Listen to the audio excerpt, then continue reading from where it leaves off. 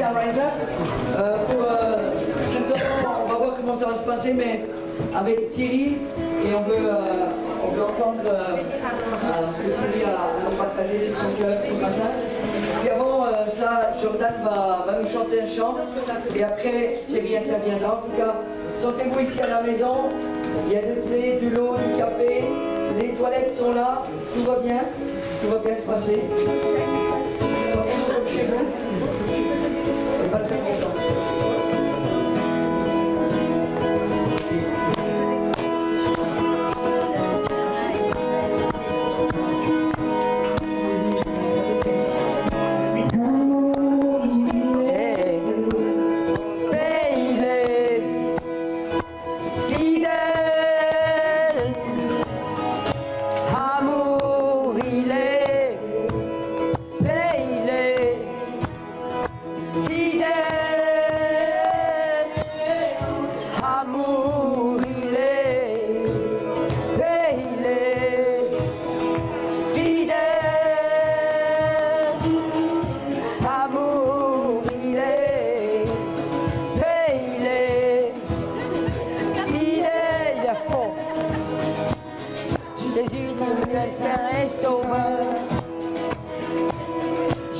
Emmanuel Saint et Sauveur. Justice, Emmanuel Saint et Sauveur. Jésus, pour qui j'ai levé ma voix, Jésus, pour la croix, c'est un pour moi et pour la gloire. Pour qui j'ai levé ma voix, Jésus, mort à la croix.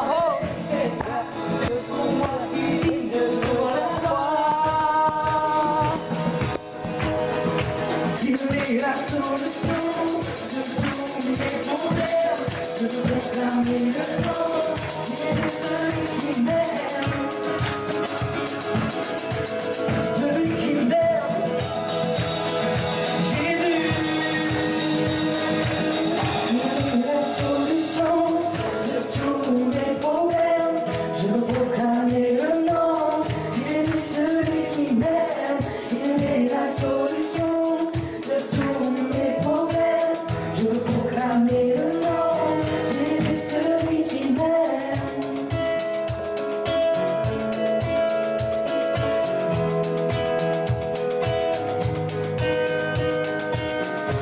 Amour, il est béni, fidèle. Amour, il est béni.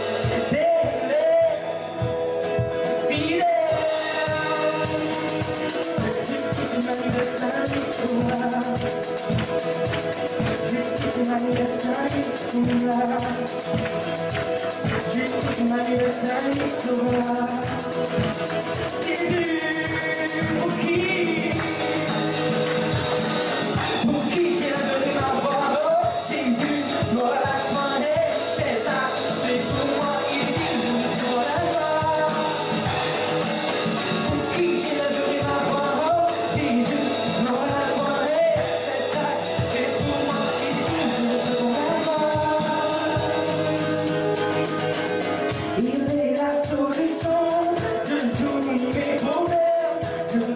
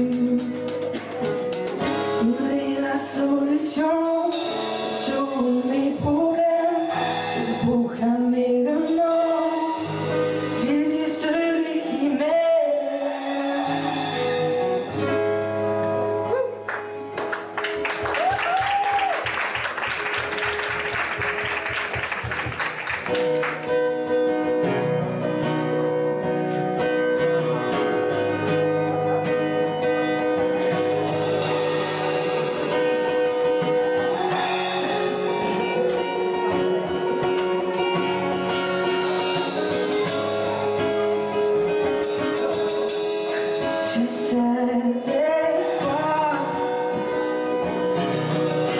tel une encre à mon âme. Dans la tempête, je m'appuie sur toi. Dans ton amour, toutes mes craintes disparaissent. Et en toute chose, j'ai confiance en toi. J'ai cet espoir, j'ai cet espoir, et tellement comme mon âme. Dans la tempête, je m'appuie sur toi. Mon espoir est assuré à la croix. Tu m'as tout donné, tu nous as achetés. Cet espoir est une encre pour mon âme, inébranlable et entre deux. Dieu éternel, tu étais, tu seras. Tu es fidèle, toujours près de moi. Dieu éternel, tu étais, tu seras. Tu es fidèle, toujours près de moi.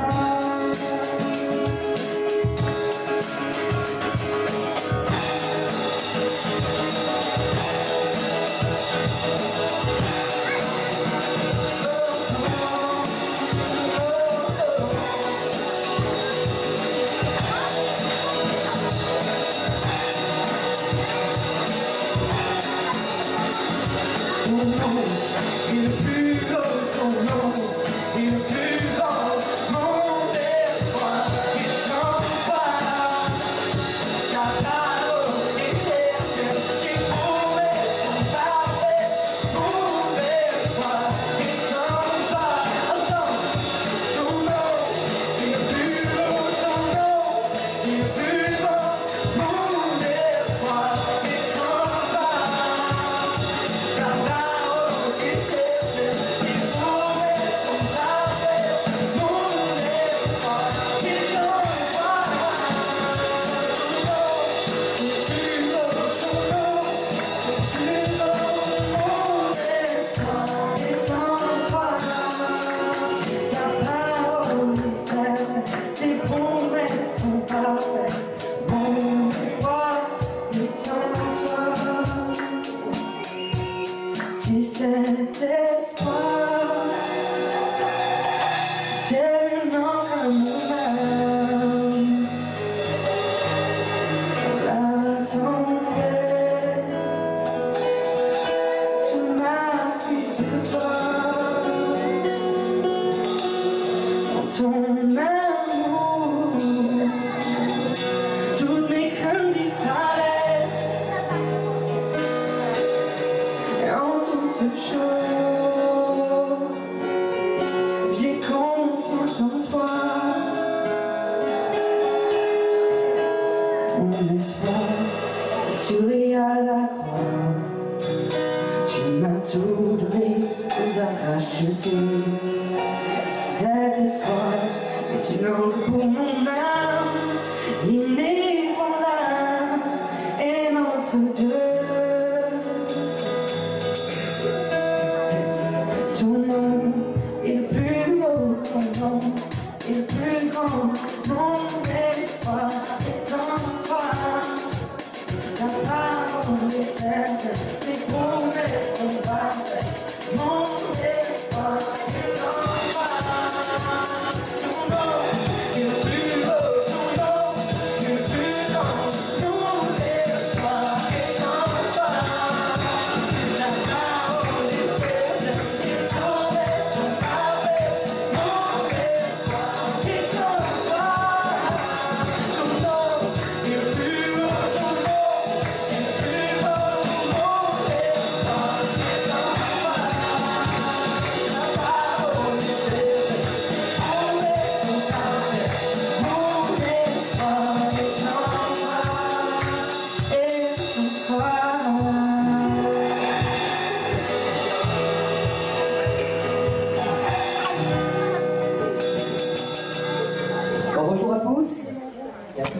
ça va parler la voix.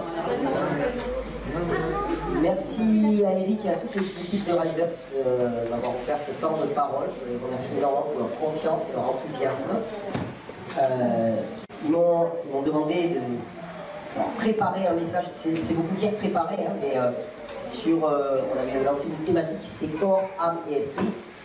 Et il est certain que pour moi, d'habitude, mon fond de commerce, c'est de parler du corps. Mais il est certain que je parle du corps aussi à partir de ma foi chrétienne, et que de plus en plus, je me suis rendu compte que les lois qui étaient valables pour Dieu, pour l'esprit, pour l'âme, l'étaient aussi d'une certaine manière pour le corps.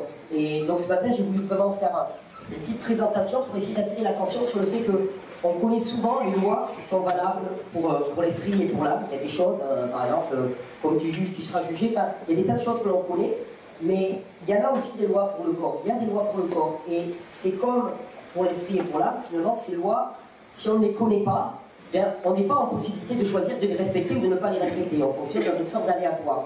Et à titre personnel, c'est un petit peu la sensation que j'ai eue dans ma vie, parce que sans en faire des tonnes, mais je me suis retrouvé à 33 ans où j'étais mourant, j'étais dans une chaise roulante, j'étais complètement dysfonctionnel sur le plan physique.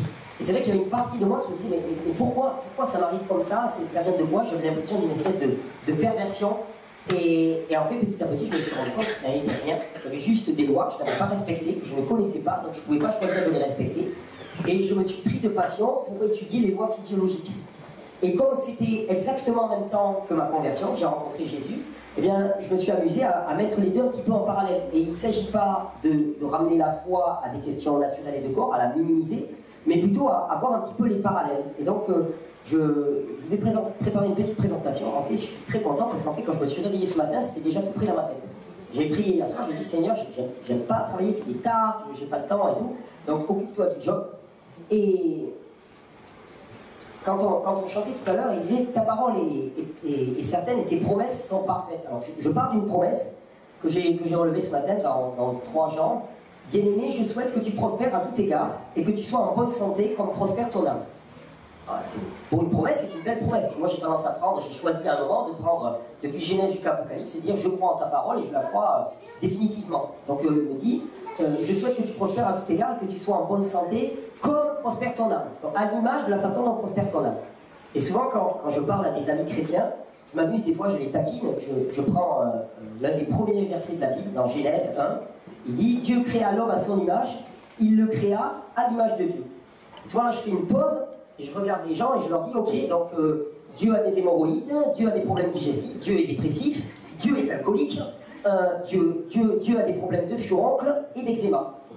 Non, il y a un problème là quand même, parce que si on a été créé à l'image du Créateur, on a été créé parfait.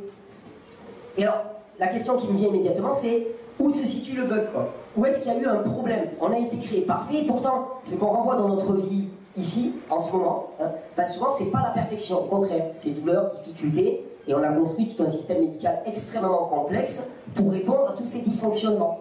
On dit où se situe le problème? Alors, pour moi, en tout cas en tant que chrétien, je crois que ce qu'on appelle la maladie, elle ne vient que d'une seule chose, c'est le péché, la séparation première qu'il y a avec Dieu. Et quand je lis la parole, le péché, c'est le fait que l'homme se soit octroyé le droit de décider du bien et du mal, de critériser, de séparer les choses. Ça c'est bien, ça c'est mal. Plutôt que de rendre grâce en toute chose et en toute occasion, on s'est pris à séparer les deux. Et en matière de santé, je crois que cette séparation, ce droit à juger, il est particulièrement prégnant. Exemple, t'as le nez qui coule, c'est mal. Tu as de la fièvre, c'est mal. T'as mal quelque part, c'est mal. Et il faut y remédier. Et moi, je réalise chaque jour combien notre pensée médicale, il ne s'agit pas de cibler des hommes en particulier, mais plutôt une idéologie, notre pensée médicale et notre rapport à la santé, il est fondé sur cette connaissance du bien et du mal que s'est approprié l'homme, et qui est erronée, qui est fausse. Et donc, en termes de santé, nous jugeons en permanence, et d'une certaine manière, je dirais, Dieu créa l'homme, et l'homme créa les symptômes. C'est-à-dire, à partir du moment où on a des symptômes, c'est mal.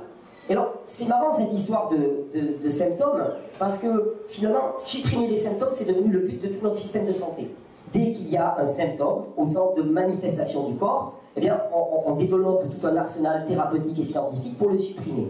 Et d'ailleurs, on arrive très bien à ça, c'est-à-dire qu'on a une science qui est extrêmement performante, Alors, très bien, il y a des domaines dans lesquels on est en échec, mais il y a beaucoup de domaines dans lesquels on a beaucoup de réussite par rapport à ça. Et l'un des symptômes, par exemple, c'est la douleur. Et c'est assez amusant parce que tout notre système vise à supprimer la douleur. On utilise des antidouleurs, de la cortisone, de la morphine pour supprimer la douleur. Et pourtant, il existe une maladie qui s'appelle l'insensibilité congénitale à la douleur. Et les personnes qui ont une insensibilité congénitale à la douleur, ils ont une espérance de vie qui n'est pas de plus de 20 ans. C'est-à-dire qu'ils n'ont aucune information retour de leur corps par rapport à ce qui se passe, et donc ils se blessent au point qu'ils en perdent la vie très rapidement. Ils n'ont pas d'informations retour qui leur remontent. Donc, la question qu'on peut se poser, c'est est-ce que ces manifestations que nous vivons, que nous pourchassons à tout prix, eh bien, est-ce qu'elles sont réellement un problème ou pas? Est-ce que notre vision du symptôme et de ce qu'on appelle la maladie n'est pas juste complètement erronée? À titre personnel, c'est ce que j'ai réalisé, c'est ma thèse, entre guillemets, c'est ce que je vais essayer de défendre aujourd'hui. Et que c'est pas pour rien que nous allions si mal, parce que notre système et notre grille d'interprétation est juste, à mon sens, totalement fausse. Alors, la question qui se pose immédiatement pour moi, c'est la question de modèle.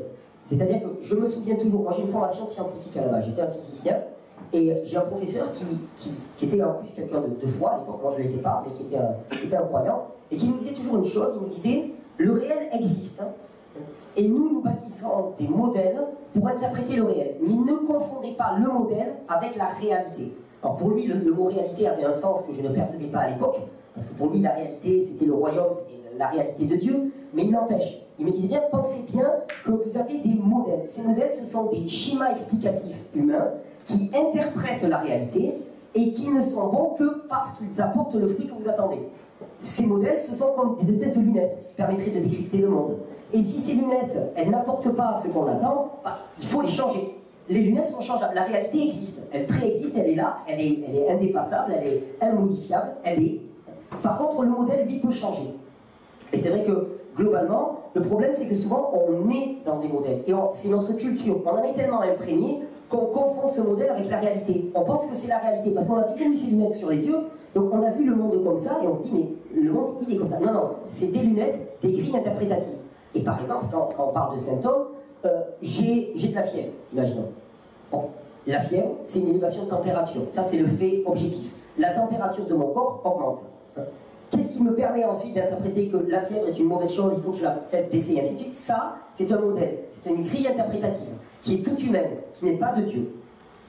Alors, dans Romains, j'ai relevé un verset qui me permet de rebondir sur la suite, qui disait « Ne vous conformez pas au siècle présent, mais soyez transformés par le renouvellement de l'intelligence, afin que vous discerniez quelle est la volonté de Dieu, ce qui est bon, agréable et parfait. » Donc c'est vrai que délibérément, j'essaye de faire coller ma recherche et ma compréhension du fonctionnement du corps et de ses dysfonctionnements dans ce qui est bon, agréable et parfait à Dieu. Alors, il y a un élément, pour moi, qui est primordial, et d'ailleurs qui n'est pas issu de ma foi, qui est issu de la biologie, et sur lequel on n'avait jamais attiré mon attention, c'est la nature du vivant. Je me souviendrai toujours, quand j'étais jeune, j'avais été très marqué par un film d'un cinéaste américain qui s'appelait John Carpenter. Il avait mis en scène un livre de Stephen King, qui était un auteur de livres un peu d'épouvante, entre guillemets, mais il m'avait beaucoup marqué. C'était l'histoire d'une voiture hantée, c'est un exemple, mais vous allez voir où je veux en venir. C'était l'histoire d'une voiture hantée. Et le cinéma un petit peu d'horreur, souvent, utilise des caractéristiques humaines qu'il prête à des machines. Et là, la voiture, elle était hantée. Il y a une scène dans un garage qui m'avait vraiment marqué, où le gars est en train d'essayer de réparer sa voiture, puis il n'y arrive pas, c'est difficile et tout. Puis d'un seul coup, il entend une tôle qui se défroisse. Parce que, bien sûr, dans le film, la voiture, elle a une vie propre, elle a une âme, d'une certaine manière. C'est ça tout le ressort dramatique du film.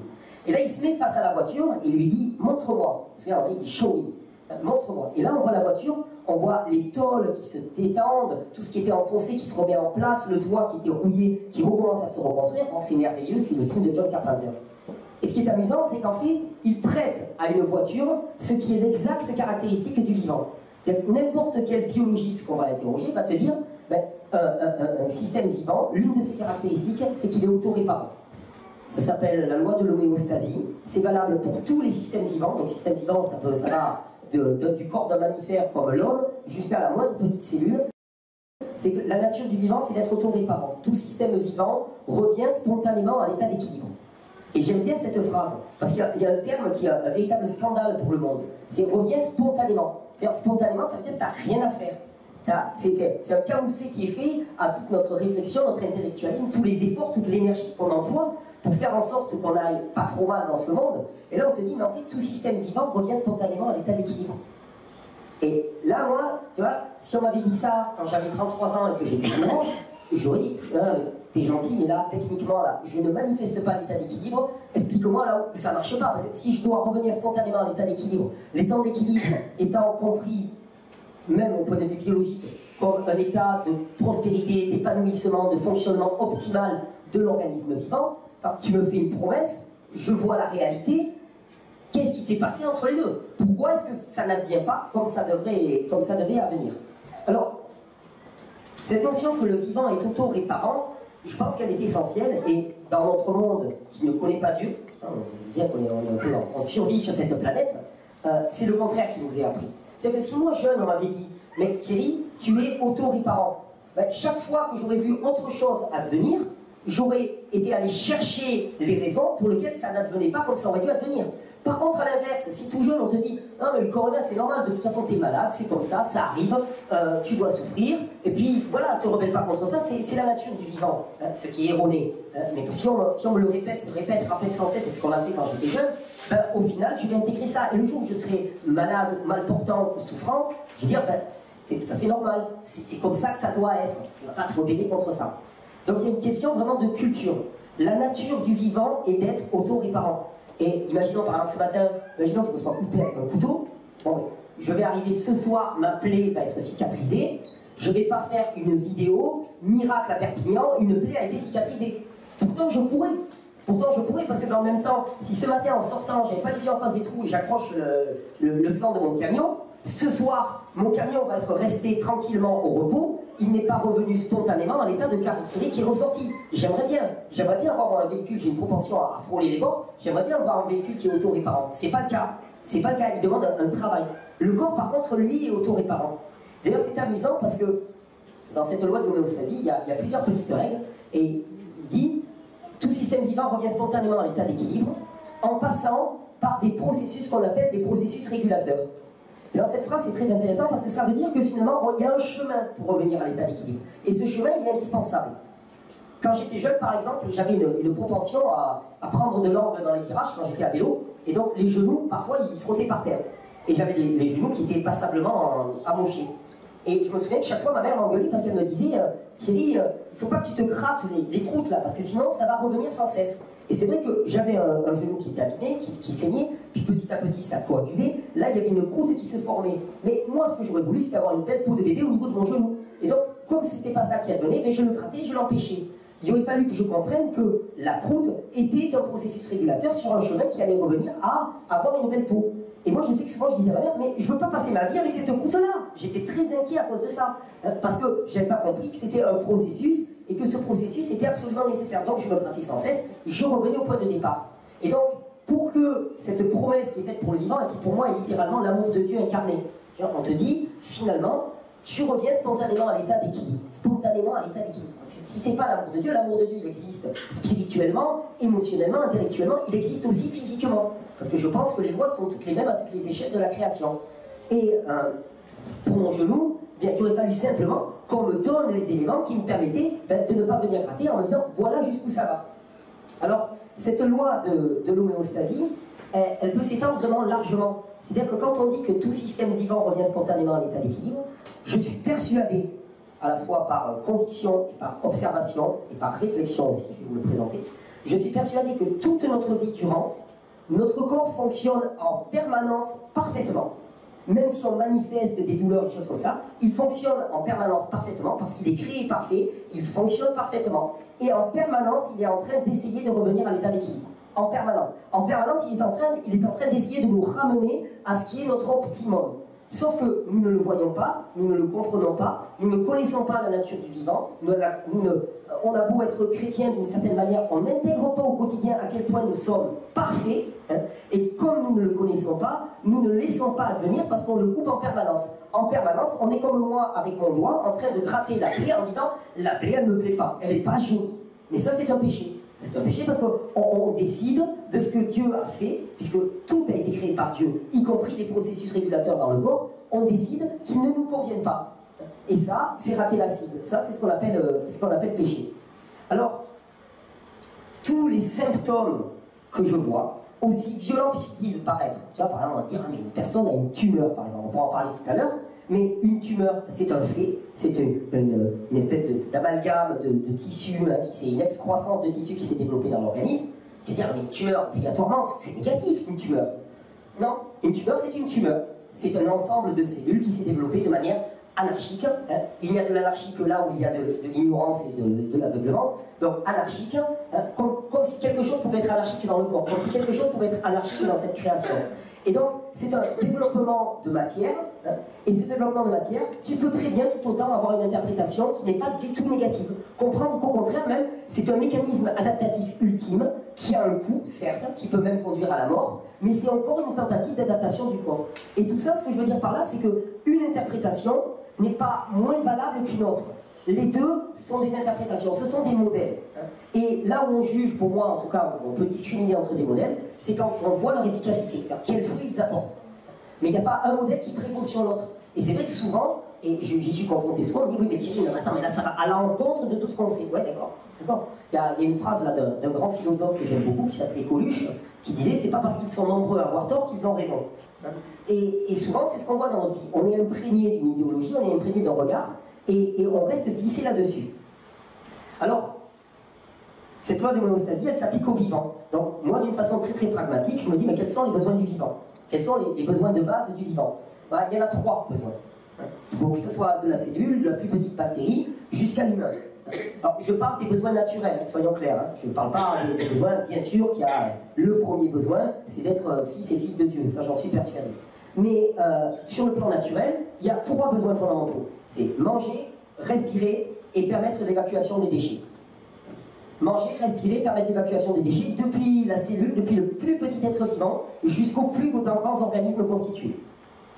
Et la connaissance de la loi de l'homéostasie me fait me dire que, à partir du moment où ces 3 besoins sont remplis, eh bien à ce moment-là, la loi de l'homéostasie fonctionne et que le système, même si à un moment il était dysfonctionnel, va revenir spontanément à l'état d'équilibre.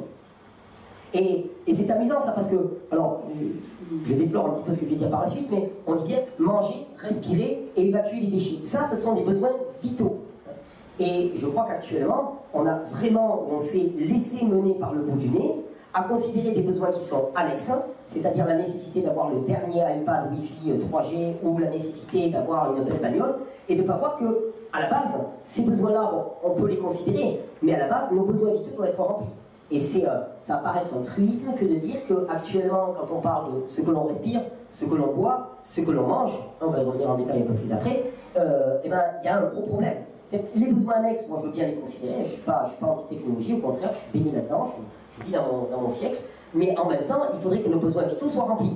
Et je postule, et je vais vous le démontrer, que toute la souffrance que nous avons physiquement sur le plan naturel est uniquement liée, et ça paraît une banalité de dire un truc comme ça, au fait que nos besoins vitaux ne sont pas remplis. Si nos besoins vitaux étaient remplis, de par la loi de l'homéostasie, eh bien on reviendrait spontanément à l'état d'équilibre. Alors, quand je vous dis que nos besoins vitaux ne sont pas remplis, on parle d'alimentation. Il y a une chose, moi, que j'aime souvent dire, c'est que nos grands-parents, avant la Seconde Guerre mondiale, ils étaient super alternatifs. On ne se rend pas compte à quel point. En fait, ils mangeaient 100% bio en permanence. Parce que les pesticides, les fongicides, sont issus de l'industrie qui s'est développée pendant la Seconde Guerre mondiale, chimie du soufre en particulier, qui a fait qu'après les années 50 et 60 en particulier, il y a des produits qui sont arrivés massivement dans notre environnement, et notre environnement, c'est bien ce qui nous nourrit, au sens le plus large du terme. Ce sont tous les produits pesticides, fongicides, et sur le plan de la santé humaine, des antibiotiques. Et c'est là où on se rend compte vraiment que le péché premier, c'est le péché de connaissance, de discrimination et de jugement. Parce qu'à la base, l'idée, elle n'était pas si mauvaise. On se dit, ben voilà, il y a des cultures sur lesquelles il y a des développements de champignons, on n'arrive pas à les juguler. Chez l'humain aussi, de temps en temps, on voit des développements de bactéries. Ben, shootons-les. On a de quoi le faire. Shootons-les, on ne s'embête pas et puis on n'en parlera plus. Le problème, c'est que 50 ans après, les gars te disent, oups, on s'est planté. En fait, on se rend compte que l'humain a plus de 80% microbien, c'est-à-dire qu'à plus de 80%, il est composé de bactéries, de champignons, de levures et de virus, et que ce n'est pas des choses qui viennent pour contrecarrer le fonctionnement humain, mais qu'au contraire, ils sont essentiels, c'est notre nature. On est plus sur le plan physique microbien que cellulaire. On a beaucoup plus de microbes que de cellules. Et actuellement, dans tous les domaines de la recherche scientifique en biologie, c'est l'explosion des études qui te disent on est avant tout microbien. Tu dis, ah ben là, je suis désolé les gars. Non, non, c'est vrai, c'est sérieux quoi. Depuis 60 ans, on s'applique méthodiquement à détruire tout ce qui est microbien. Désolé, on s'était planté, la théorie était fausse. Ok, ben voilà. Ça c'est discrimination entre ce qui est bien et ce qui est mal. Donc, quand je vous dis tout organisme vivant a 3 besoins, manger, respirer et excréter les déchets, ben, l'une des raisons premières pour lesquelles ça ne marche pas, c'est que systématiquement, et particulièrement depuis plus de 60 ans, eh bien, on a mis au point une technique qui lutte directement contre ce qui fait notre nature propre sur le plan physique, c'est-à-dire notre nature microbienne. Donc ça, c'est éradiqué. Et c'est intéressant parce qu'on se rend compte que l'essentiel de notre immunité est microbienne. Hein, on sait de plus en plus que l'essentiel de notre immunité, elle est liée à tous les ensembles de microbes qui se trouvent à la surface de notre peau, de nos intestins, de nos bronches et de nos poumons, et de toutes les muqueuses de l'organisme, et qui assurent le rôle de discrimination, qui assurent le rôle de séparer ce qui est bon de ce qui est mauvais, à partir du plan que Dieu a fait directement. Et cette baisse de l'immunité, pour moi, elle est très très importante parce qu'elle participe d'un mouvement global. Cette immunité, elle est censée nous protéger de ce qui est à l'extérieur qui ne nous convient pas. Et Dieu nous a donné tous les moyens. C'est présent en nous, c'est inné d'une certaine manière. Et en le détruisant, en détruisant cette capacité à se protéger de ce qui est anormal à l'extérieur, eh bien, on détruit littéralement l'œuvre de Dieu en nous, parce qu'à ce moment-là, on est un peu livrés tout nus aux agents pathogènes extérieurs. Et d'ailleurs, dans ces termes-là, par exemple, actuellement, on a développé toute une chimie de l'antibiothérapie. Actuellement, les grands biologistes de la planète, excusez-moi l'expression, ils ont la pétoche. Pourquoi? Parce qu'il n'y a plus que 2 ou 3 classes d'antibiotiques qui fonctionnent, et les prévisions, c'est 2025-2030, eh bien, il n'y en aura plus. On n'aura plus d'antibiotiques qui fonctionnent. Pourquoi? Parce que chaque fois qu'on a utilisé de l'antibiothérapie, on a fait de la musculation de bactéries, et chaque fois, on en a tué beaucoup, sauf qu'on en a sélectionné quelques-unes d'autres qui sont d'autant plus résistantes, et c'est illusoire pour l'humain, c'est même le rêve prométhéen à sa base, c'est l'espèce de folie, d'orgueil, de vanité humaine, que de croire qu'il pouvait, quelque part, détruire le vivant. La course dans la lutte contre le vivant, elle est perdue d'avance. Le vivant a toujours gagné. La vie a toujours gagné, parce que c'est Dieu qui est à la base de la vie et qui l'a créée comme ça. Donc ce n'est pas notre intellect qui va avoir le pas sur Dieu, c'est impossible, et on le constate de plus en plus.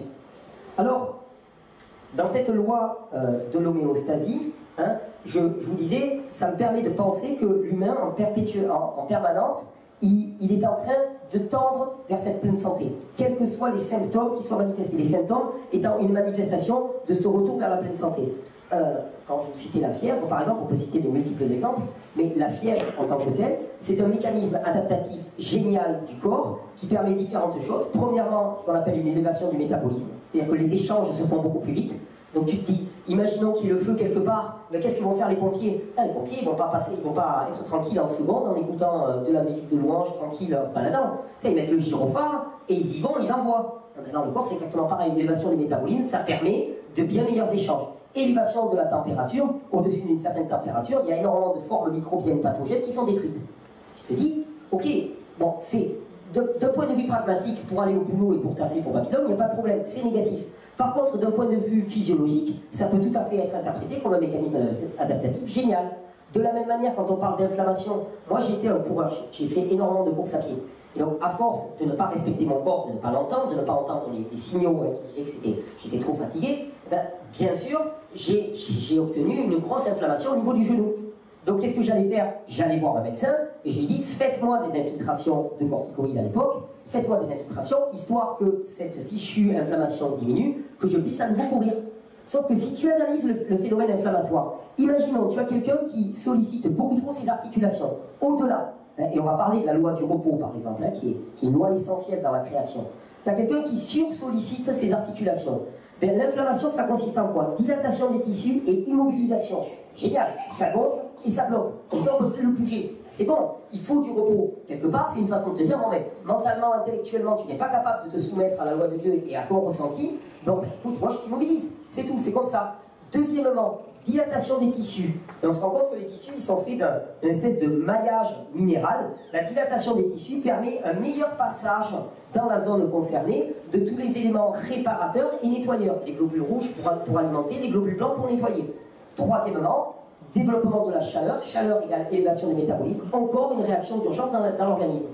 L'inflammation peut, tout aussi bien qu'elle va être considérée comme quelque chose de négatif et on va te prescrire des anti-inflammatoires, elle peut être considérée comme quelque chose de positif. Parce qu'elle va juste se signaler, mon gars, tu as franchi la ligne rouge, tu n'as pas respecté le temps de repos nécessaire, et là maintenant, ben, il est temps, en utilisant un terme très chrétien, de te repentir, hein, de t'arrêter et d'accepter quelque part ce qui a déjà été prévu par Dieu. Alors, entre un modèle et l'autre, ce qui va permettre de choisir, c'est les fruits. Alors, je peux te dire, j'ai essayé la première méthode, infiltration de corticoïdes. J'en ai fait une fois, j'en ai fait 2 fois, j'en ai fait 3 fois. À la 4e fois, ça ne marchait plus. On a dû m'opérer, j'ai des prothèses. Donc techniquement, ce modèle, il m'a conduit à avoir des bouts de plastoc dans les genoux. Et à ne plus pouvoir courir longtemps. Maintenant, quand je dépasse 10 km, ça couine. Bon. Techniquement, j'appelle pas ça un constat d'efficacité. À l'inverse, j'ai pas pu, on ne peut pas mener les 2 expériences en même temps, mais à l'inverse, je n'ai besoin d'aucune conviction pour me dire que si à l'époque, je m'étais mis au repos, si à l'époque, j'avais accepté de me reposer, que je m'étais soumis à cette loi qui s'impose à moi, que je n'avais pas eu l'orgueil de me dire « Non, non, mais moi, attends, j'ai des corticoïdes, je peux contraindre le corps. » Si j'avais eu accepté de me soumettre, alors à ce moment-là, eh bien, mon genou, je l'aurais toujours. Et je pourrais encore courir, même à 42 ans, ce n'est pas un problème avec ça. Alors, je vous disais donc que le corps est en perpétuelle adaptation, et donc en perpétuelle, en fait, c'est une notion qui est difficile pour le monde. Par contre, quand je parle avec des amis chrétiens, avec des frères et des sœurs, elle est plus facile à développer. C'est-à-dire que je pense, alors que nous vivons dans un monde dans lequel on te dit tout est à peu près pareil, hein, tout se vaut, hein, tout se mélange, il y a une espèce de flou artistique. Et en tant que chrétien, je pense qu'au contraire, il y a une normalité de l'être humain. Il y a une normalité absolue de l'être humain. Il y a une seule vérité, il n'y en a pas 36, il n'y a pas 36 chemins, il y en a un seul, et qu'il n'y a pas 36 choses qui sont bonnes pour l'humain. Il y a ce qui est bon et ce qui est mauvais, et il n'y a pas d'entre-deux. Et chaque fois que nous nous écartons de ce qui est bon pour nous, sur le plan physiologique, eh bien, il y a un système qui est mis en route qu'on appelle le système d'adaptation. Le système d'adaptation, c'est quand même une grâce aussi pour l'individu, c'est ce qui fait qu'on peut s'adapter à des conditions qui ne sont pas obligatoirement excellentes pour nous. Et d'ailleurs, le système d'adaptation, on le voit en permanence, par exemple, un corps humain nu, entre 24 et 28, 29 degrés, il va être bien. Hein. Si la température s'élève, tu vas commencer à transpirer pour rabaisser ta température corporelle. Si elle s'abaisse, tu vas commencer à grelotter pour produire de la chaleur. Ce dont on se rend compte, c'est que le système adaptatif, il est valable dans tous les domaines de la vie, au niveau physique, sauf que comme tout système adaptatif, ben, il demande des ressources. C'est-à-dire, il compense, hein, mais il compense en puisant dans des ressources qui sont propres à l'individu. C'est un petit peu comme si on avait un compte en banque. On a de l'argent sur ce compte en banque, puis d'un seul coup, on a une forte dépense à faire. Et ça tombe bien, on a de l'argent sur le compte en banque. Donc, on a de quoi dépenser. Par contre, le problème, c'est que si on fait cracher la carte bleue, si on fait fumer la carte bleue en permanence, et qu'à côté de ça, il n'y a pas des entrées qui sont au regard de nos dépenses, il y a un moment, on va atteindre le découvert, quoi. Ça ne va pas marcher. Et donc, il y a un verset moi, qui m'avait vraiment attiré mon attention, c'est dans Ésaïe. Hein, il dit « Mais ceux qui se confient en l'Éternel renouvellent leur force. Ils prennent le vol comme les aigles, ils courent et ne se lassent point, ils marchent et ne se fatiguent point. » Wow, c'est beau, si tu te confies à l'Éternel. Mais qu'est-ce que ça veut dire se confier à l'Éternel? Est-ce que c'est se confier à lui uniquement dans la foi, intellectuellement, émotionnellement et dans le cœur? Ou c'est intégrer la loi de Dieu jusque dans nos propres corps? Hein? Et je pense qu'il y a une forme d'aveuglement. Ce monde nous a mis des écailles devant les yeux par rapport à nos comportements et notre mode de vie. Alors, dans ce monde, dans cette création, il y a 2 mouvements globaux pour le vivant. Il y a ce qu'on appelle le catabolisme et il y a ce qu'on appelle l'anabolisme. Le catabolisme, c'est la destruction. Mais la destruction, pas au sens négatif du terme. Hein. Le catabolisme, c'est la consommation, c'est la production. Hein. Par exemple, quand je fais un effort physique, hein, mes muscles vont fonctionner, ils vont consommer des matières, et parce qu'ils consomment des matières, ils produisent aussi des déchets. Hein. Ils produisent par exemple de l'acide lactique. Ça, c'est du catabolisme. C'est pas négatif en tant que tel. Utiliser ses muscles, c'est tout à fait normal. Par contre, ce qui est important, c'est que ce catabolisme soit équilibré en rapport avec ce qu'on va appeler l'anabolisme. Et l'anabolisme, c'est ce qui va permettre de regarnir les réserves. D'un côté, tu tapes dans les réserves, de l'autre côté, tu regardes les réserves. Si les deux sont en équilibre, ben, tout va bien, tout se passe bien. Le problème, c'est que je crois que notre monde, particulièrement à l'époque actuelle, est un monde du catabolisme, même du monde du catabolisme effréné. Et d'ailleurs, on voit que tous les problèmes, que ce soit au niveau de l'humain ou que ce soit au niveau de l'environnement, sont liés au catabolisme délirant. Catabolisme, on consomme les ressources, mais puisqu'on les consomme, on produit aussi des déchets. Donc, hyper-consommation des ressources, hyper-production des déchets. Un système qui est apte à traiter des déchets qui arrivent à un certain rythme va être complètement saturé si les déchets arrivent 10, 15, 20 fois plus vite. Par exemple, il y a une étude là, que j'ai vue il n'y a pas longtemps qui disait que au niveau de l'invention du génie humain, il y a eu autant d'inventions entre 1995 et 2015 qu'il y en a eu dans toute l'histoire de l'humanité avant. Hyper accélération. De la même manière, par exemple, le pétrole en tant que tel, des millions d'années, enfin des millions d'années, non, c'est pas biblique, désolé, je suis encore bien imprégné. En soit, un long temps pour se former, hein, consommé en quelques dizaines d'années. Hyper-production de déchets par l'hyper-consommation. Ce catabolisme, il est présent à toutes les échelles. Et pour vous donner un exemple de catabolisme, tout ce qui est effort, hein, stress, bien sûr, est catabolique. Le travail est catabolique. Hein. Et ce qui va être anabolique, au contraire, c'est le repos, la quiétude, la sérénité.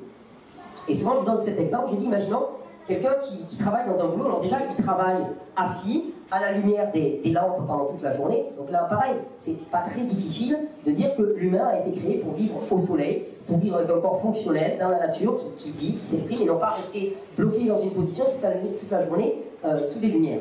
Bon, imaginons, il a fait ce boulot-là, parce qu'il est obligé, il est contraint. Il sort de ce travail, il rentre dans sa voiture. Là, tout de suite, des embouteillages. Et même, on ne réalise pas à quel point conduire une voiture, déjà, c'est un acte catabolique. J'ai un ami qui me fait toujours rigoler, qui s'appelle Patrick Fontaine, qui me disait, pour la première fois où je suis monté dans une voiture, j'ai regardé à mes pieds, j'ai vu 3 pédales et j'avais 2 pieds, je me suis dit, oups, il va y avoir un problème. Mais conduire une voiture en tant que telle, c'est déjà un stress et une demande d'adaptation pour l'organisme. Tu as 3 rétroviseurs. Et moi, je suis pas encore caméléon, hein, j'ai pas les 2 yeux qui partent dans des directions différentes. Donc 3 rétros, en permanence, tu dois jouer comme ça. Hein. Tu as les pédales, tu as le levier de vitesse. D'ailleurs, il n'y a que les Français pour valoriser le système de boîte manuelle. Là, quand tu vas aux États-Unis, il y a des boîtes automatiques. Déjà, waouh, ça pose, ça calme. Non, donc, tu as tout ça à gérer. Puis là, tu sors de ton boulot. Hein, en plus, tu as les embouteillages. Donc, embouteillage, c'est accordéon. Tu accélères, tu freines, tu accélères, tu freines, tu accélères, tu freines. Tu dois faire attention à celui qui est derrière pour pas qu'il t'emboutisse. Donc, déjà, là, on est en adaptation. On est en catabolisme. On sent le stress qui monte. Et puis bon, tu t'arrêtes à l'école pour prendre des gamins. Les gamins qui ont passé eux aussi toute leur journée enfermés sous des lampes, hein, alors que techniquement, un enfant, enfin je veux dire, première proposition, un enfant est fait pour rester assis, silencieux, sous des lumières toute la journée.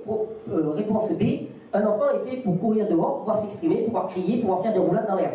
Bon, techniquement, je crois qu'on va tous s'accorder pour dire, voilà, la réponse B. Donc le gamin ayant été soumis à la réponse A, bah, il va sortir de l'école, il est à fond quoi. Il est à fond, il veut se déchaîner. Non, toi tu le prends dans la bagnole, tu montes dans la voiture, les 3 enfants montent dans la voiture, bien sûr, ils sont à cran, ils commencent à se disputer pour les petites voitures, là, les petites Hot Wheels là qu'ils ont achetées. Donc toi tu es là, tu surveilles ton rétro, tu es en train de conduire, puis en même temps tu avises le dossier que ton patron t'a donné avant de partir, il sait très bien que tu n'auras pas le temps de le faire pendant toute la journée, pendant toute la soirée, mais de toute façon il cherche qu'à une chose, c'est te planter, parce qu'il veut mettre un de ses proches à ta place, donc il a fait ça simplement pour te stresser. Bon, donc tu l'es, t'as les gamins qui discutent à l'arrière, t'essayes de faire en sorte qu'ils s'entretuent pas. Et là, il y a ton téléphone qui sonne, c'est ta femme. Ton mari, quand tu veux, je prends ma femme, c'est ta femme. Qu'est-ce qu'elle veut? Qu'est-ce qu'elle veut? Enfin, je veux dire, c'est bien que tu es dans un embouteillage et tout, elle va pas te demander un truc en plus. Mais non, elle ressonne. Tu réponds pas, je te répondrai pas, j'ai vu que c'était toi, je te répondrai pas. Là, elle t'envoie un SMS. Chérie, est-ce que tu as pensé à faire les courses? Attends, mais comment tu veux que je fasse les courses? Putain, j'ai bossé toute la journée, comment tu veux que je fasse les courses? C'est sérieux. Eh, les gamins à l'arrière, calme-toi, ça. Là, t'arrives chez toi. Donc, stress et catabolisme au maximum. Là, tu arrives chez toi, il y a 2 possibilités. Tu arrives chez toi, il y a un grand panneau. Moi et ma maison, nous servirons l'éternel. Là, déjà, calmos. Ta femme ouvre la porte. Elle s'est habillée de blanc, tu sais, les cheveux lâchés, ou ton mari. Hein. Elle a une corbeille de fruits. Tu dis, mon chéri, tu as une journée super difficile. Les enfants, non, laissez-vous pas couler tranquille, s'il vous plaît. Allez, venez, on va lui faire un massage des pieds. Allonge-toi, mon chéri. Je vais prendre soin de toi et je vais t'aider vraiment à sortir de cette situation de stress. Donc là, maxi catabolisme, super anabolisme, à la fin tout va bien se passer.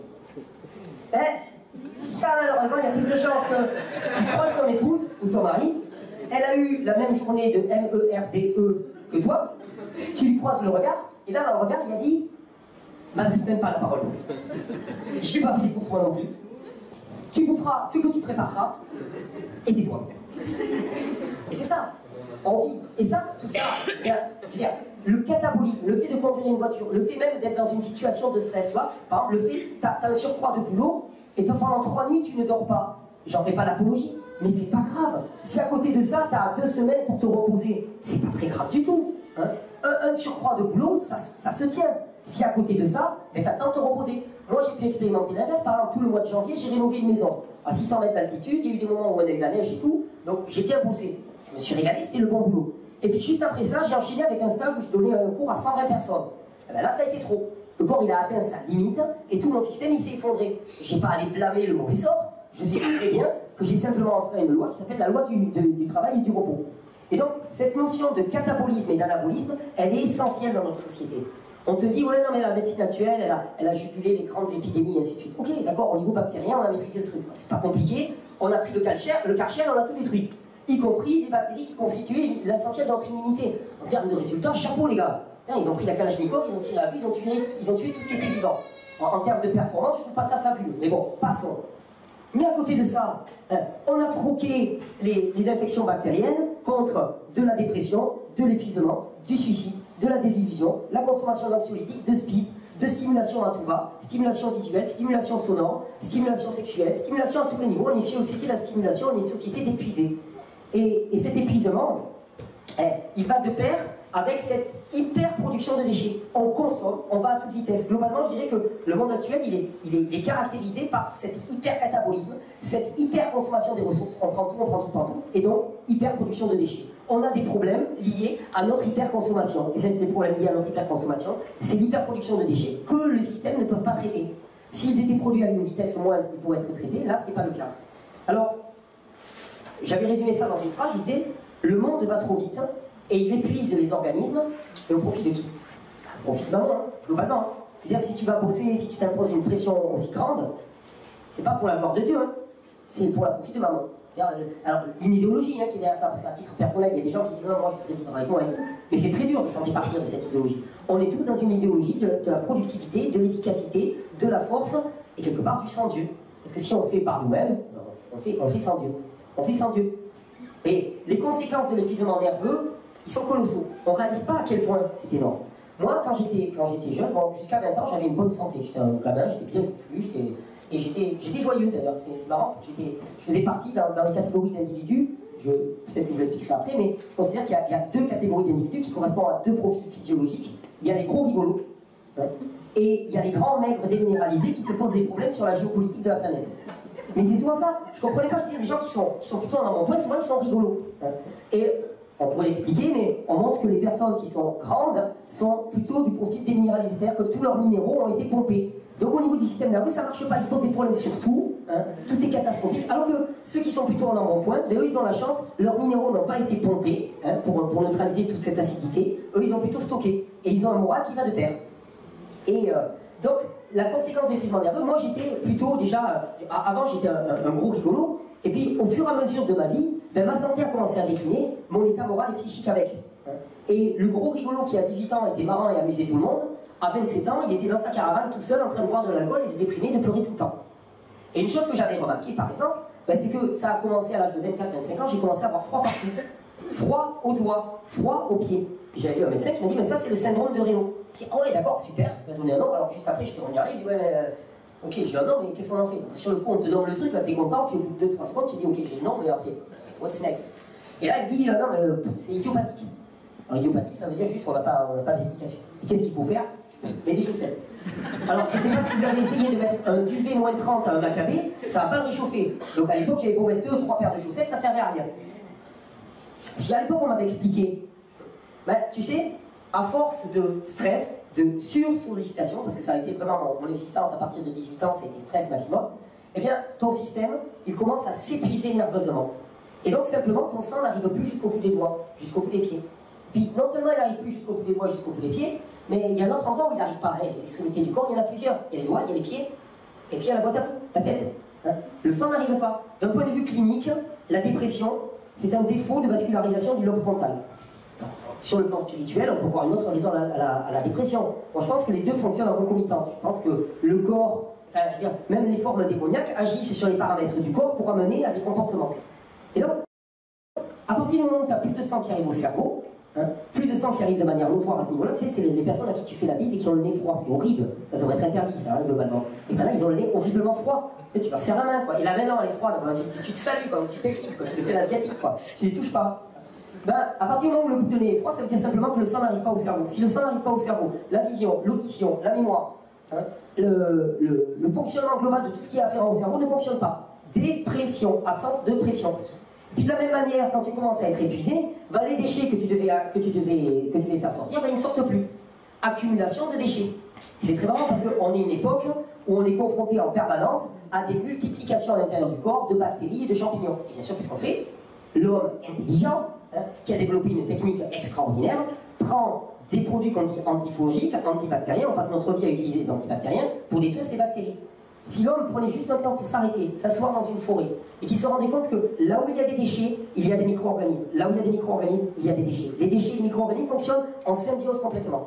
S'il y a des déchets qui sont accumulés dans l'organisme, il va y avoir obligatoirement des micro-organismes qui vont se développer, des champignons, des bactéries, avec les conséquences qu'elles auront dans le corps. Et que quelque part, c'est pas quelque chose de négatif, au contraire, c'est une solution du vivant à une accumulation extraordinaire de déchets dans le corps. Et que si on prend nos produits qui vont cibler ces champignons et ces bactéries, tout ce qu'on va faire, c'est qu'on va détruire ces champignons et ces bactéries, juste après ils vont revenir.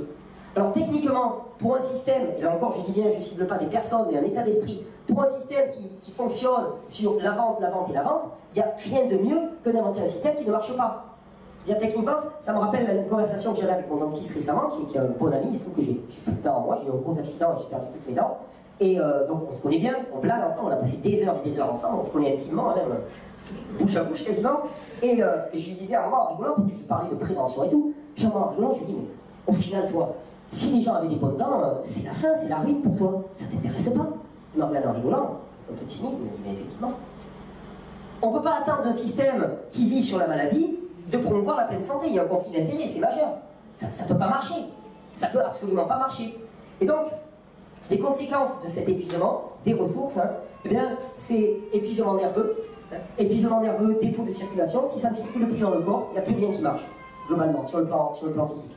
Et donc, la plupart des pathologies, si épuisement du système nerveux, vous pouvez voir toutes les pathologies que vous voudrez, depuis la dépression jusqu'à des pathologies beaucoup plus lourdes, sclérose en plaques, neurodégénératif et ainsi de suite, épuisement nerveux. Et d'ailleurs tout à l'heure je vais faire une prophétie sur chacun d'entre vous, vous allez voir, ça va être du costaud. Épuisement nerveux, épuisement minéral aussi, c'est une des caractéristiques de notre époque. Je disais que finalement la Seconde Guerre mondiale avait amené à une apparition dans notre environnement de pesticides, de fongicides et puis des antibiotiques. Une autre des caractéristiques, c'est l'épuisement des sols. Qui dit épuisement des sols, dit épuisement de notre nourriture, parce qu'on n'aura jamais une nourriture qui sera plus riche que le sol sur lequel elle a poussé. Et l'une des choses qui a disparu, c'est ce qu'on appelle les micronutriments, les minéraux, les vitamines, les antioxydants, les trucs dont on nous rebat les oreilles. Notre alimentation actuellement, elle est vide à ce niveau-là. Les sols ont été épuisés. Il y a une étude qui est sortie il n'y a pas longtemps qui disait qu'il fallait 100 pommes de maintenant pour avoir l'équivalent au niveau nutritionnel réel d'une pomme d'il y a 70 ans. Bon, je veux dire, ils ont plus pour en manger 100, quoi. Je veux dire, il n'y a pas de temps à perdre, parce que si c'est déjà épuisé à ce niveau-là. Alors, devant ce tableau sur lequel on pourrait gloser pendant des heures et des heures et des heures, et qui, je le dis, concerne toutes les pathologies. De toute façon, on dit, ouais, Thierry, ça c'est gentil, là, tu parles pour une petite grippe, on pourrait parler du rôle des virus, par exemple, aussi. Tu parles d'une grippe, tu parles d'une sinusite. Non, mais moi, je te parle d'un truc sérieux, là. Un cancer, une sclérose en plaques, et ainsi de suite. Sur le plan naturel, on retrouve exactement les mêmes causes. Les conséquences sont diverses en fonction de l'étendue de l'épuisement, en fonction de l'étendue de la prédation des ressources, mais c'est juste une gradation, une échelle de gradation. D'ailleurs, on parlait des virus, par exemple, le virus, automatiquement, on va dire, le virus, c'est quelque chose, c'est complètement négatif. La grippe qui se perpétue, obligatoirement, ça rend les gens malades, ça les empêche d'aller bosser, c'est négatif. Quand on regarde un virus, globalement, qu'est-ce que c'est? C'est pas un organisme vivant, c'est un fragment d'information génétique qui se balade comme ça, et qui ne prend sa fonction que quand il s'associe à un organisme vivant, quand il s'associe à une cellule. Alors effectivement, tu peux dire les virus rentrent dans l'organisme, ils viennent le perturber, ils le rendent malade, entre guillemets, donc c'est négatif. Ben, il y a une autre approche, un autre regard.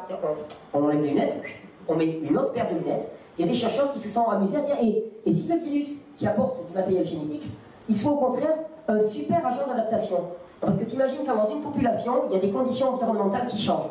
Par exemple, il y a des souches bactériennes qui se développent qui sont particulièrement virulentes. Eh bien, s'il y a quelques individus qui survivent, ils vont pouvoir transmettre leurs caractéristiques à eux, qui est de résister, verticalement à leurs descendants. Sauf que de génération en génération, ça prend énormément de temps.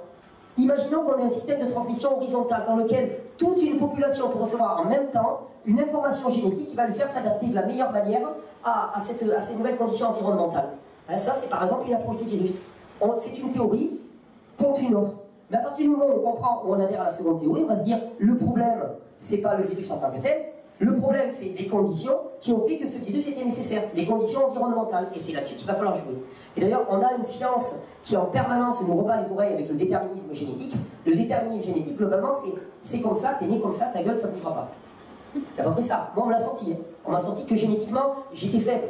Putain, j'ai dit, regarde, non mais attendez, sérieux, quoi. Jusqu'à 18 ans, j'étais génétiquement fort, à 18 ans, j'étais génétiquement faible. Il faut savoir, quoi. Choisissez, soit l'un, soit l'autre. Et la génétique, c'est une façon de nous enfermer, finalement, dans un déterminisme qui fait que, de toute façon, ça sert à rien, on s'épuise. Ça sert à rien qu'on fasse quoi que ce soit. Ça sert à rien même qu'on change. De toute façon, tout est déterminé à l'avance. Le problème, c'est que maintenant, on sait que la génétique, on n'en exprime qu'une portion congrue, et que l'essentiel de notre génétique, elle s'exprime en fonction de l'environnement. C'est ce qu'on appelle l'épigénétique. Et là, on reprend notre responsabilité. C'est pour ça qu'il y a un mot, moi, que j'aime énormément, c'est la repentance. Parce que la repentance, il y a je ne vais pas apprendre ça, il y a certainement des gens qui sont beaucoup plus calés que moi à ce niveau-là, mais en tout cas, de ce que j'en ai compris, la repentance, il y a deux racines. Il y a la racine grecque qui veut dire changer son mode de pensée, et il y a la racine hébraïque qui veut dire se retourner. Ils sont très pragmatiques, les Hébreux, donc c'est se retourner physiquement. Et j'aime bien la repentance, parce que c'est à la fois comprendre et agir. Hein, c'est pas simplement une compréhension, ouais, je comprends que ça ne va pas et tout, puis toi tu continues dans la même direction. Non, c'est je comprends et j'agis, je me retourne. Et alors, il y a quand même des éléments dans la Bible qui pourraient attirer notre attention. J'ai repéré un élément dans Romains 11, qui vient d'ailleurs d'un psaume de David, je crois que c'est le psaume 69 de mémoire. Et David dit que leur table soit pour eux un piège, un filet, une occasion de chute et une rétribution. Que leur banquier même, souvent c'est traduit. Alors, la repentance pour moi, c'est d'arriver à comprendre que les organismes reviennent spontanément à l'état d'équilibre, spontanément, qu'il n'y a rien à faire. Que la seule chose à faire à la limite, c'est de leur fiche la paix. Et dans ce cadre-là, par exemple, il y a une approche, moi, auquel je crois. C'est même pas que je crois, je la connais, comme étant certainement la façon la plus absolue, la plus radicale pour un corps de revenir en pleine santé, c'est le fait d'arrêter de faire quoi que ce soit. Et je pense que nombre d'entre nous le connaissons très très bien, mais peut-être qu'on ne comprend pas à quel point c'est juste salvateur sur le plan physique, c'est le jeûne. Dans le jeûne, on s'arrête de faire. Et des choses extraordinaires arrivent. Au cours là, que je donnais la semaine dernière, par exemple, il y a un homme qui est venu témoigner, pas chrétien, pas croyant, ni rien. Le gars, il y a 8 ou 9 ans, on lui a dit qu'il avait une grosse tumeur qui s'était développée au niveau des intestins, mais grosse, hein, 14 cm je crois. Le pronostic vital, il était sérieusement engagé, avec métastase au niveau du pancréas, métastase au niveau des poumons. Donc c'était mal parti. Il a interrogé son beau-frère qui était médecin, il lui a dit écoute, chimiothérapie, radiothérapie, on en parle. Le beau-frère, il a été honnête, il a dit écoute, de toute façon, là, tel que c'est avancé, d'après moi, ça va pas avoir le temps. Et en plus, chance de survie à 5 ans, chimiothérapie et tout, au-delà de la pub et du marketing, il faudrait se calmer parce que c'est pas aussi efficace que l'on dit et il y a des conséquences. Alors lui, il a fait un choix radical, il a décidé de se mettre à jeûner, puis jeûner de façon radicale, c'est-à-dire jeûner l'alimentation, jeûner d'eau, hein, c'est ce qu'on appelle le jeûne total, le jeûne absolu d'une certaine manière, et même jeûner, il s'est retiré, il est allé se planquer dans une petite baraque où il voyait personne, il s'est mis tout seul. 21 jours. 21 jours de jeûne total, c'est costaud quand même, hein. Mais en même temps c'est pas grand chose quoi, 21 jours c'est 3 semaines quoi. 3 semaines alors que le mec il était mourant. 21 jours, au sortir de ces 21 jours, 15 jours après il a fait des analyses et plus rien. Plus rien. Si ça c'est pas la manifestation de la grâce de Dieu, hein, toi, on s'attarde au miracle. Moi j'aime bien prier pour quelqu'un, puis d'un coup, waouh, il y a un truc qui se passe, puis ça me flatte vachement au niveau de l'orgueil et tout, je me dis waouh, c'est par ma gueule que c'est passé, c'est de la classe. Puis je mets une petite croix dans mon carnet et dis, oh, telle guérison, puis putain, je fais semblant que je l'attribue à Dieu, mais en réalité je me l'attribue à moi. Voilà, Dieu m'aime beaucoup là. Alors que là, quand tu vas jeûner, finalement, tu peux rien t'attribuer. En plus, pendant les 21 jours de jeûne, souvent, hein, tu vois, tu vas pas prier,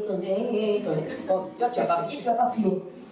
Et alors, quand tu regardes ce qui se passe au niveau du jeûne, là encore, conséquence, enfin, manifestation de l'amour de Dieu incarné dans le corps. Quand tu te mets à jeûner, la plupart des gens disent, mais quand tu jeûnes, tu manges pas, c'est faux. Tu peux pas ne pas manger. Le corps a besoin de manger en permanence. Sauf que, au lieu de te nourrir de l'extérieur, tu bascules sur l'intérieur.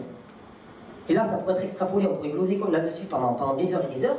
On se rend compte globalement qu'à partir du moment où on arrête d'être influencé par l'extérieur et on se retourne sur l'intérieur, ben, c'est toujours bien meilleur.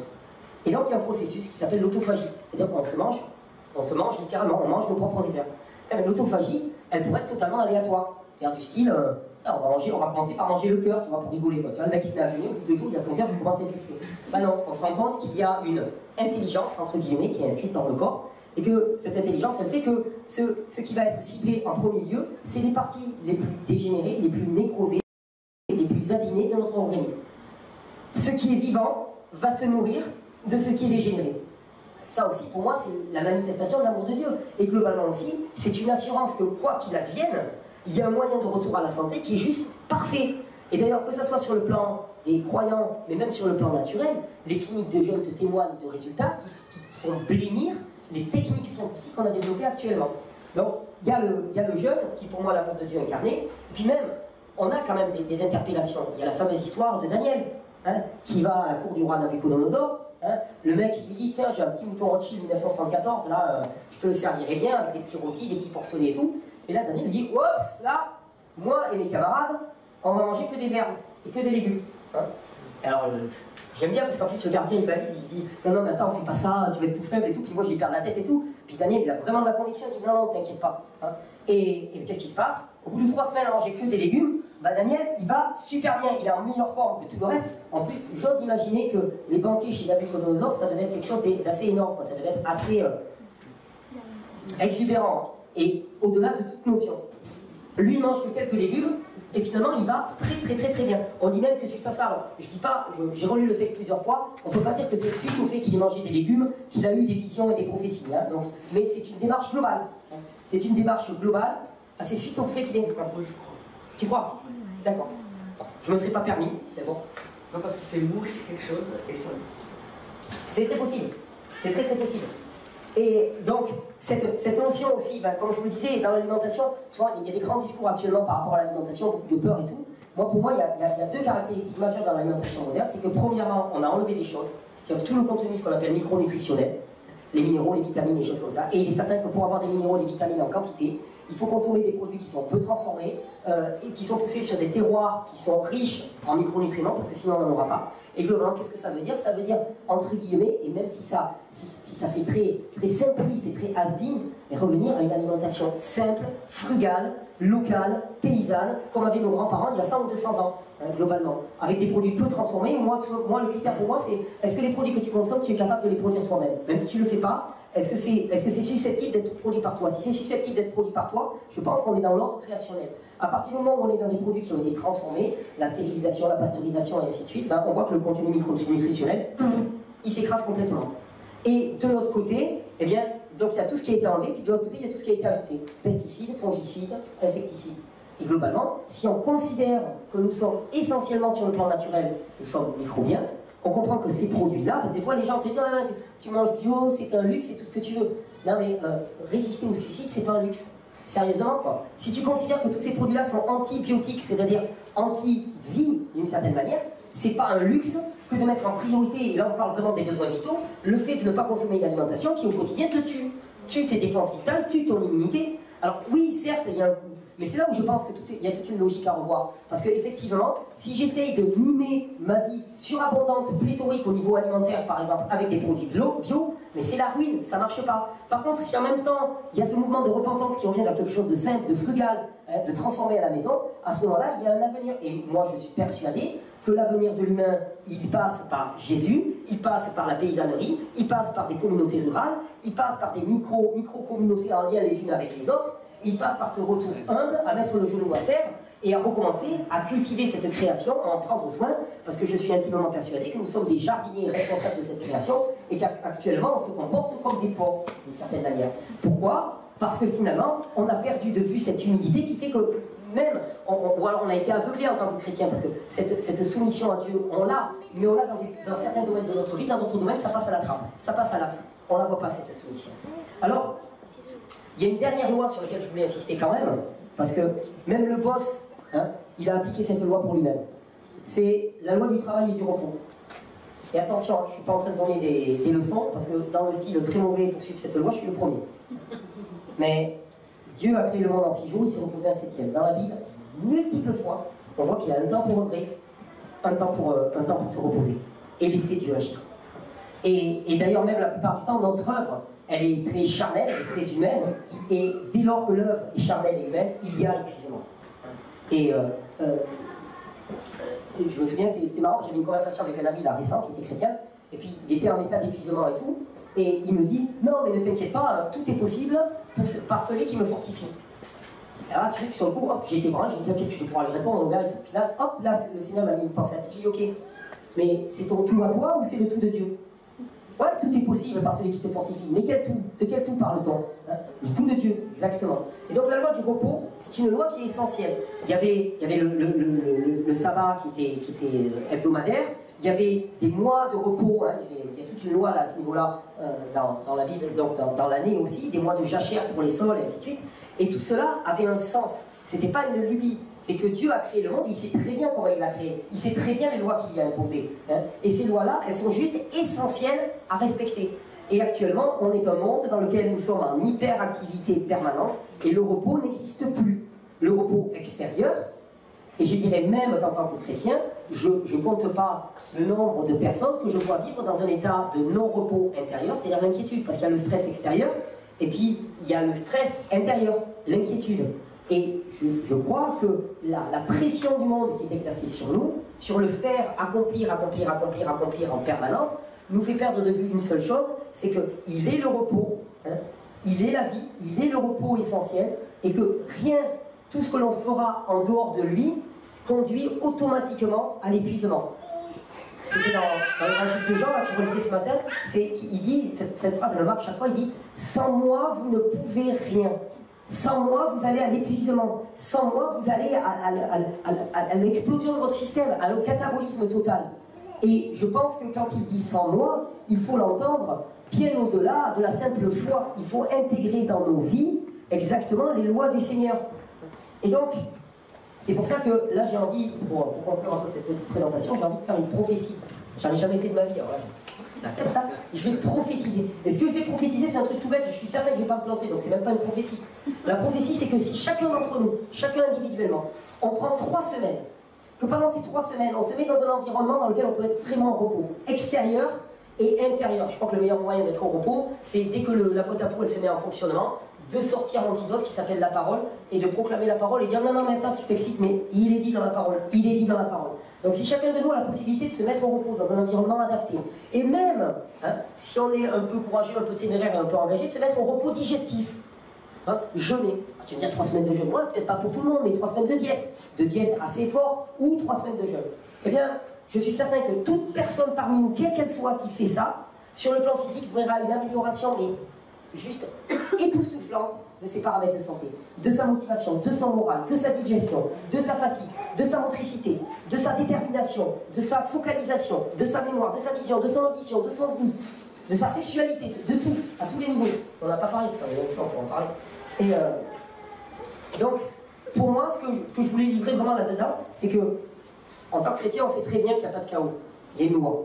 Il y a un monde créé qui est harmonieux, qui est cohérent, qui fait sens. D'ailleurs, moi, je me suis aussi converti à partir de mon passé de physicien, et c'est vraiment parce que j'ai goûté à cette cohérence, hein, qu'inévitablement, je me suis dit, non mais, c'est pas possible, c'est pas le fruit du hasard.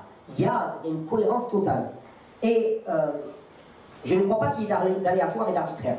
Et une des choses qui m'avait choqué quand j'étais jeune, c'était une expérience que j'avais vécue avec un ami qui s'appelait Claude. Claude, il faisait du vélo, il était plus âgé que moi. Et dans l'école, Claude, il mettait toujours une abonnée. J'étais plus jeune que lui, mais il roulait très bien. C'était un gars qui avait un boulot, je ne sais plus quoi, il était chef d'entreprise, 43, 44 ans, dynamique, à fond. Claude, on roulait ensemble et en début d'été, on s'est quittés hein, pour aller passer l'été chacun séparément. Quand je suis revenu en fin d'été, j'ai interrogé les copains, on roulait toujours en peloton, je leur demande, il est où Claude? Ah, tu sais pas? Et Claude, il était à l'hôpital, cancer généralisé. 3 semaines après, il était dégagé. Et moi, dans ma petite tête, il s'est passé un truc très bizarre. Je me dis, attends, Claude, il était en bonne santé, bonne santé étant pensée comme absence de symptômes, hein, il était en bonne santé, 3 mois après, il est mort. Alors il y a 2 possibilités. Soit on vit dans un monde totalement pervers, dans lequel au moindre coin de rue, tu peux te prendre une maladie qui va te pulvériser du jour au lendemain, hein, tu dois vraiment raser les murs pour éviter les cancers, soit il y a un truc qu'on a raté. Et effectivement, j'ai compris un verset d'Osée, hein, qu'on connaît tous, hein. Mon peuple est détruit parce qu'il lui manque la connaissance. Puisque tu as rejeté la connaissance, je te rejetterai et tu seras dépouillé de mon sacerdoce. Puisque tu as oublié la loi de ton Dieu, j'oublierai aussi tes enfants. Et je pense qu'actuellement, sur le plan physique, beaucoup de chrétiens meurent faute de connaissance. Et d'ailleurs, j'aime bien ce terme connaissance, parce que c'est pas le savoir. Le savoir, c'est intellectuel. La connaissance, c'est l'intégration dans notre vie des paramètres du savoir. Et il se trouve que j'étais amené à interagir avec pas mal de gens d'église. Hein, et ben, je pourrais dire globalement, 80% des pasteurs que j'ai rencontrés sont en total burn-out. Épuisés, sous antidépresseurs. Je me dis, mais c'est quoi ça? Je sais très bien que notre vie, qu'on a une espérance au-delà de cette vie charnelle. Donc, tout ne s'arrête pas là, ok. Mais franchement, quand je vois des personnes qui sont complètement déprimées, hein, qui ont des problèmes de frilosité, des problèmes, qui me disent, je ne sais même pas comment je peux aller à la toilette, ça, tout est bloqué, ça ne marche plus, j'ai de l'eczéma de partout et tout, je dis, mais il y a quand même un truc qui a été raté, quoi. C'est pas possible. Dieu nous fait aussi des promesses pour cette vie-là. Il ne nous fait pas que des promesses pour la vie d'après. Moi, j'ai été aussi ravi par le Seigneur parce que j'ai cru, mais aussi parce qu'il m'a béni dans cette vie-là, y compris sur le plan de la santé. Mon peuple périt faute de connaissance. Il y a des lois qui s'imposent à nous. Si on ne les connaît pas, on n'a aucune possibilité de les respecter. Si on les connaît, on peut choisir de ne pas les respecter. Par contre, ça serait être complètement immature si tu as des lois qui sont excellentes et qui visent à ta prospérité, de ne pas y adhérer. Moi, je veux bien me soumettre à un maître qui m'assure que toute ma vie, je vais être heureux, épanoui, et ainsi de suite. De toute façon, c'est le choix entre celui-là et le cornu qui, lui, te promet l'inverse. C'est-à-dire que oui, si lui, te promet du succès dans le monde, mais après, tu le payes cher. Et moi, je l'ai connu, ça. Donc oui, pour la soumission à Dieu, oui, pour la soumission aux lois de Dieu, mais encore faut-il les connaître.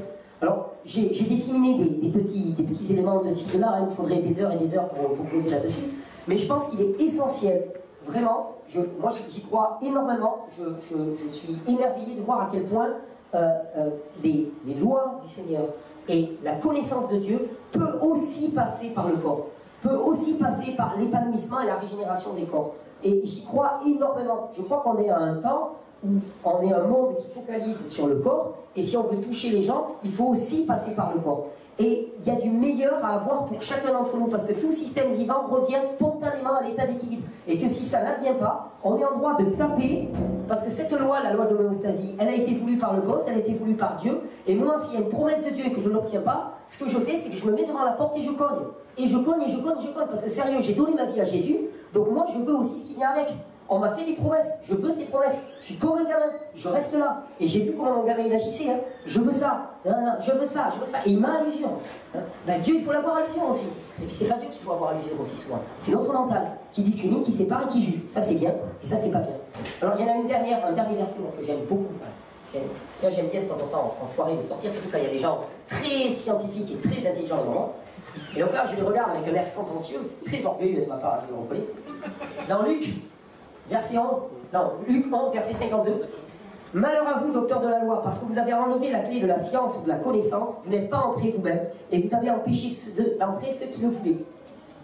Je crois que le malheur de notre société en tant que santé physique, c'est l'ornière du symptôme.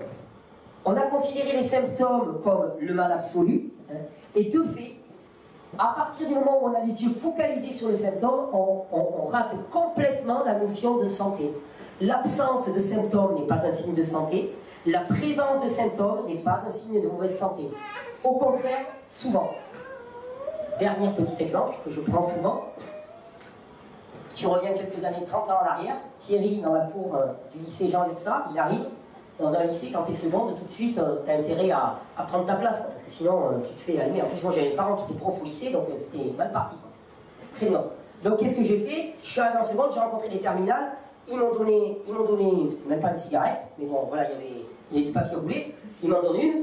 Qu'est-ce que je fais? Tout de suite, je la prends, je sais que si je la fume avec classe, je fais partie du groupe des grands et je suis tranquille. Donc, je prends mon premier pétard, j'aspire.